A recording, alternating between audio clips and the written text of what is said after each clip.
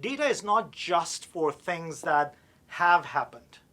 This is not just for things that you have been doing for a long while and now we're enriching it. What about things that are happening today? What about things that are going to happen tomorrow?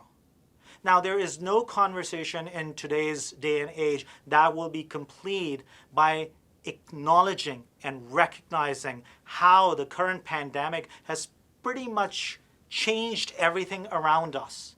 Our experiences in our personal life, in our professional life, and as network operators, network designers, and business leaders in whichever company you work for, you have this challenge looming large in front of you. How are you going to make sure that your businesses pass through this pandemic and continue to grow after that? How are you going to bring your workforce back safely, securely, and many other examples? Look, I do not have the solution for that. Nobody does, but we can help.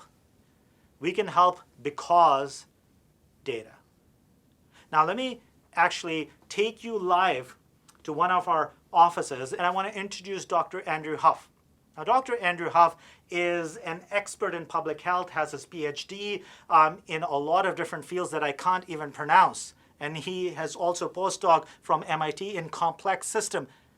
And Dr. Andrew Huff has actually created some technology that is part of this solution.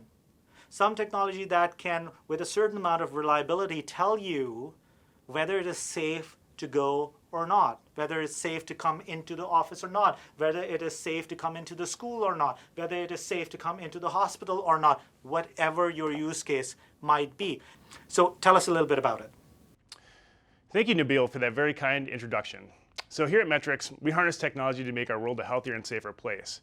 As many of you are aware, there is a big problem right now with COVID-19. And one of the problems with COVID-19 is how do you screen for people? How do you determine who's sick? And many organizations right now are using temperature as the primary screening mechanism to determine whether or not people should be admitted to a facility. The big problem there is 40% of COVID-19 cases do not have a fever. Another problem with that is that a lot of people who have cancer or other chronic conditions run hot. That can result in a false positive, and then that person would be inappropriately denied access to the facility. And since 40% of people don't have a fever, many people slip through the cracks. So what happens then? Organizations are faced with a really difficult decision. Oftentimes they have to close the facility, they have to shut it down and sanitize the entire thing. If you're in the manufacturing world or you're in a stadium, that's millions of dollars per day. Another problem that we're dealing with is that it's difficult to track these sick people that enter the facility without contact tracing or a contact tracing kind of technology. A lot of people, high volume of people moving through an area, you really have no idea who came into contact with who. And to go along with that, there's a shortage of medical professionals and public health professionals right now to do the contact tracing, to do the diagnostics, to do the screening. And finally, taking someone's temperature directly is risky. You're putting two people into close contact with each other, and that could put both people at risk for contracting COVID-19. This is the MTRX K1 kiosk. It's a non-contact device, meaning you're not supposed to touch it. It says, please do not touch in big bold letters on the screen so that hopefully people don't walk up to it and touch it.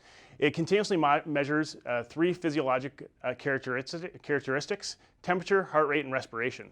The combination of those 3 physiological measurements actually are more accurate predictors of infectious disease than temperature alone. So let me show you how it works. So the person walks up, and actually right now we have it configured in a use case for a badge, a ticket scenario. We can actually scan barcodes, QR codes, RFID, and Bluetooth tags with this system. So here, we'll try this one out, see what happens. Okay, so it says scan in progress. I walk up, the interface pops up, I position my body, it turns blue. Right now it's measuring my heart rate, temperature, and respiration over time and continuously, which is also more accurate because we're taking multiple measurements over time. So the countdown timer is going, 5, 4, 3, 2, 1. Hey, and I'm healthy. So here are my statistics right here of the 3 physiological characteristics measured. It says scan is complete. I'm able to enter the facility. So I'll let the system reset here real quick. So I'll go up with the other ID card, scan it.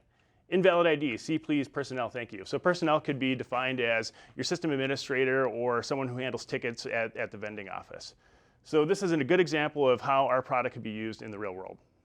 Dr. Huff, that is awesome, but I have to ask a question. So this is great. So we can get a green light that, look, this is good to go in, and we just go in. But what if perhaps somebody is not feeling well? Perhaps he or she shouldn't go in. So how does that experience work?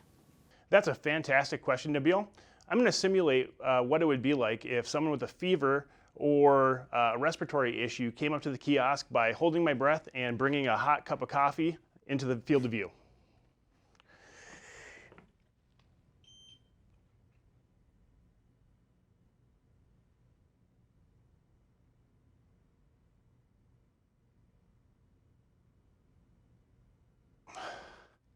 All right, catch my breath. I have a temperature of about 104. Set that water down. So, catch my breath. So it says, please see personnel.